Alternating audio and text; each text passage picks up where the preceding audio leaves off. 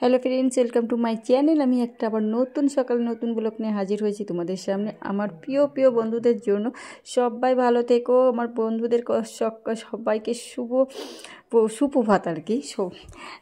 তোমরা সবাই ভালো থেকো। আর সকালটা যেন সকালটা ভালো কাটলে না অনেক সময় দিনটাও ভালো যায়, সেই কামনায় তোমরা সবাই ভালো থেকো আর সবাই আমাকেও ভালো রেখো। আর এই দেখো সকালবেলা ঘুম থেকে উঠেছে, আজকে আছে রবিবার আছে, অনেক কাজ ওয়াশ টোয়াশ করলাম, ঘরটার ক্লিন করলাম। করার পরে এই পার্টটা আমি আগেই বলে, এই পার্টটাগুলো আমি মানে একসাথেই করেছিলাম। ভিডিওগুলো আমি এখন করতে পারছি না, কারণ আমার মেয়ের শরীরটা এতটা খারাপ বলতে পারে, মানে ভাবা যায় না। যেগুলো তোমাদের সঙ্গে আমি হয়তো ভাবি করব, কিন্তু না, নিজের সন্তানের এইসবগুলো, মানে ওর এতটা জ্বর এসছে, কী বলবো, ফিভারটা এত বেড়ে গেছে। মানে তারপরে কী বলো তো, ওর হচ্ছে কি স্কুল মানে একদম বন্ধ করতে চায় না। সেই স্কুলে ওকে নিয়ে আমার 3টে পর্যন্ত বসে থাকতে হয়। মানে ও কী বলতো, যখন তখন মানে কল আসতে পারে, কিন্তু ও এতটা শক্ত। আমি কী বলতো, ছোটোবেলায় যখন ও পড়ে টুরে যেত না, আমার কলজার টুকরো, এটা সত্যি কথা। কিন্তু তবুও আমি ভাবতাম কি একটু সাহসী হোক, একটু শক্ত হোক। তার জন্য আমি ছোটোবেলায় পড়ে গেলে না চট করে ওকে ধরে তুলতাম না, যে একটু ওর লাগুক, ও একটু বুঝুক, তারপরে আমি তুলবো। এটা হয়তো অনেকে খারাপ লাগতে পারে, কিন্তু আমি আমার সন্তানটাকে একটু মজবুত করতেই চাই, যাতে অল্পতে আঘাতে কিছু না হয়। সেইভাবেই মজবুত করার জন্যই আমি অল্পতেই যাই। যেহেতু আমি মা, তো আমার একটু খুব কষ্ট হয়ই অবশ্যই, ওর লাগলে আমার কষ্ট হয়। কেউ একটু মানে আমি ওর বাবা যদি এখন, আমি তো একদমই মারি না, একদম বাস্তব কথা। ওর বাবা মারলেও আমার বুকের ভিতর কেমন থরথর করে কাঁপে। কিন্তু শাসনেরও কিছু একটু দরকার আছে, তো সেই জন্য আমি মুখটা তো বন্ধ করে থাকি। ওর ঠাম্মা মারলেও তাই।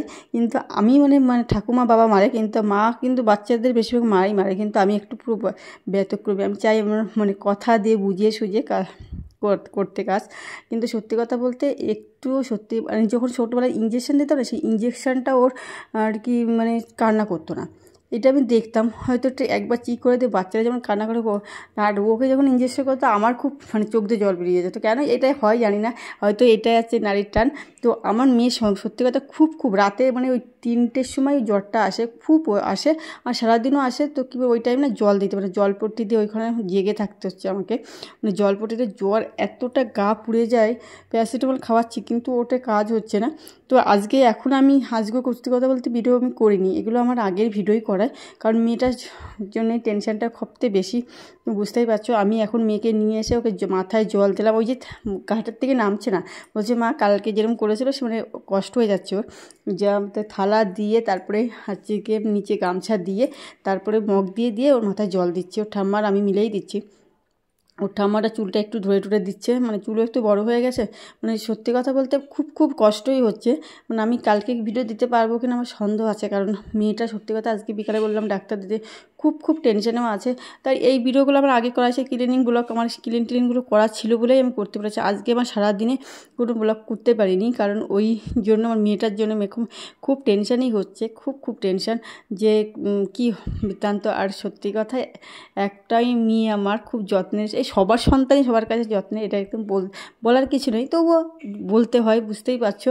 মানে এটা একটা নারীর টান, একটা মানে অন্য এই ফিলিংসটা না, ঠিক আমি তোমাদেরকে বলে বোঝাতে, মানে কিছু ফিলিংস আছে না, বলে বোঝানো যায় না, সেগুলো হচ্ছে নিজেরই ফিল করতে হয়। সেই জিনিসটা আছে গিয়ে তোমাদের আমি বলে বোঝাতে পারছি না। আমার মানে মেয়েটার শরীর খারাপ বলে আমার কতটা খারাপ লাগছে, খুব খারাপ লাগছে। সেটা আছে কি আমি মানে একমাত্র মানে মায়েরা হয়তো জানে, মায়ের বাবার অবশ্যই জানে। ওর বাবা যে আমি বলবো না, ওর বাবাও কিন্তু রাতেই জাগছে, হয়তো কিছু করে না, কিন্তু তবুও একটু উঠে বসে টসে দেখে, লাইটটা একটু জ্বালিয়ে দিচ্ছে, এগুলো করছে। এগুলো তো একটা বাবার ভালোবাসে না। তো এই দেখো বন্ধুরা, এই সেই জামা কাপড় ওয়াশ করেছিলাম, তারপরে ক্লিনিং বলে সেই ওয়াশিং ব্লগটা যেটা করেছিলাম, সেটাই কিন্তু ভিডিওটা অনেকটা বড় হয়ে যাচ্ছিলো বলে আমি আর সেটাকে মানে আর অ্যাড করিনি, কারণ অনেকটা ভিডিও লেন্থ হয়ে যাচ্ছিলো। তো এই জন্যই আর রেখে দিয়েছিলাম বলেই ভালো হয়েছে, কারণ আমি আজকে ব্লগ করিনি। তো এই পার্টটাই আমি আজকে ভিডিও করে দেখাচ্ছি, কিন্তু আমি এই সত্যি কথাটা তোমাদের এই জন্যই শেয়ার করি।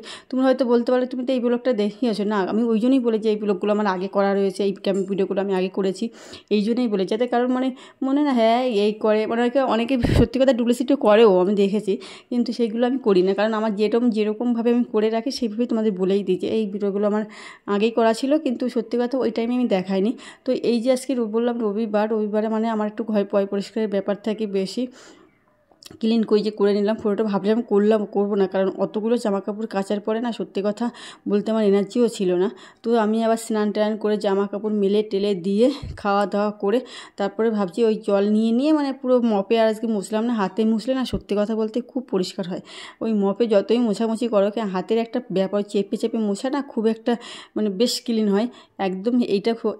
আমি এটা আমার দিয়ে দেখেছি যে আমি মপে মোছার পরে, কারণ যতটা নোংরা ওঠে আমি দেখি কাপড়টাই মানে মোছার পরে কাপড় দেখে পুরো নোংরাগুলো একদম হয়ে যায়। আর আমার কারখানায় সেই ধুলোগুলোটাই বেশি আসে, তো প্রচুর ধুলো হয়। এই জন্যই বলছি সত্যি কথা কাপড় দিয়ে মোছাই সব থেকে বেটার, হাত দিয়ে কাপড় দিয়ে মোছা।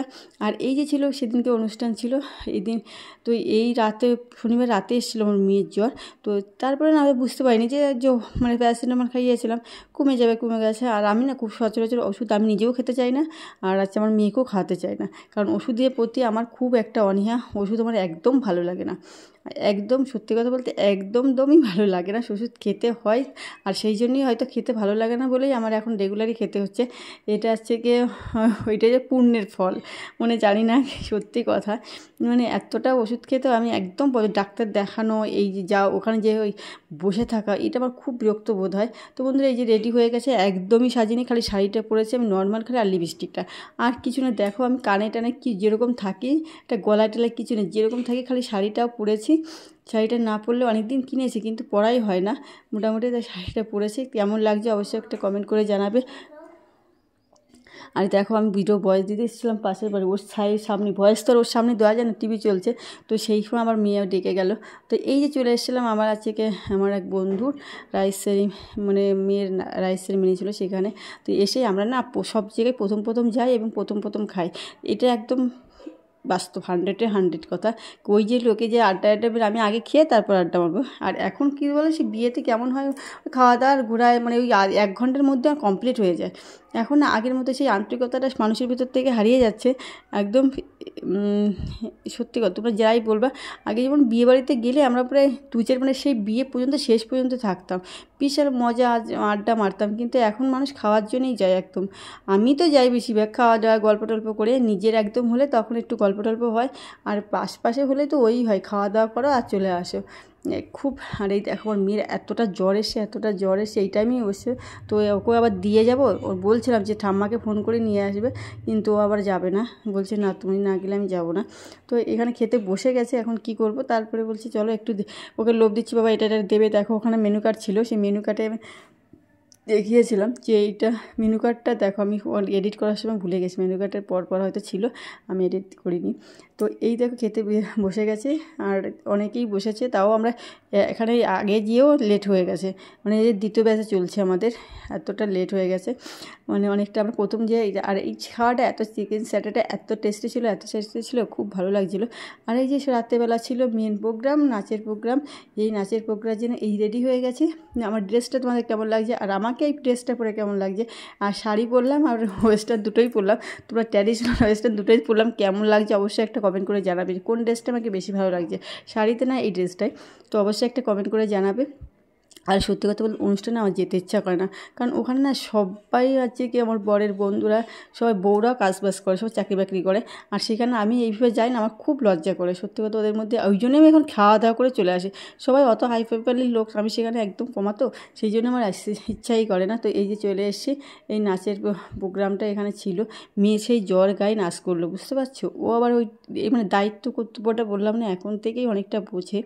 এটা হচ্ছে মানে আর বলো না, স্কুলে ওর পুরো জ্বর সেই গায়ে চলে গেছে। রাত্রেবেলা আমরা খাওয়া দাওয়া করবো কি, আর মানে অনুষ্ঠান খেয়েছিলাম দুপুরবেলা, আর রাতে আর কিছু করে তো আমরা চিকেন মোমো কিনে নিয়ে এসেছিলাম, আর ওখান থেকে টিফিন দিয়েছে, দেখো মিষ্টি রয়েছে টেবিলে, মিষ্টি আর চিকেন দিয়ে মা মেয়েতে দুজনে খেয়ে আজকে ঘুমিয়ে পড়লো। আর আমার ক্লিনিং ব্লগটা তোমাদের কেমন লাগলো, আজকে বেশি ক্লিনিং দেখাতে পারলাম না, ওয়াশ টাশগুলোকে দেখাতে পারিনি, তবুও একটু দেখালাম তোমাদের ক্লিনিং ব্লগ কেমন লাগলো। আর আজকে আমার সত্যি কথা ভিডিওটা তোমার কেমন লাগলো অবশ্যই একটা কমেন্ট করে। আর ফুল টাইম ওয়াচ করুন বন্ধুরা, আমি অনেক কিছু হয়তো মেয়ের কথাই আজকে বললাম, কিন্তু সত্যি কথা একজন মায়ের কাছে সন্তানই তার সবথেকে বড় সম্পদ, দামি সম্পদ, এটাই হচ্ছে সবথেকে বড় কথা।